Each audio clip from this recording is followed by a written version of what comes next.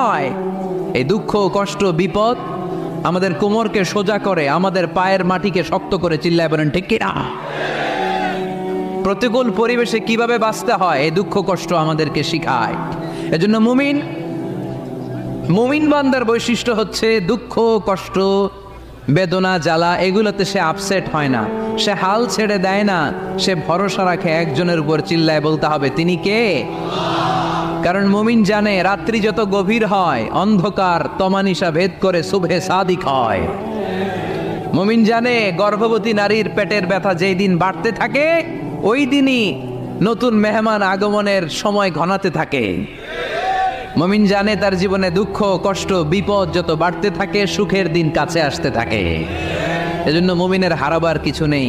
ইন্না মাআল উসরি ইউসরা, ইন্না মাআল উসরি ইউসরা। নবী হে, কষ্টের পরেই আছে আনন্দ, দুঃখের পরে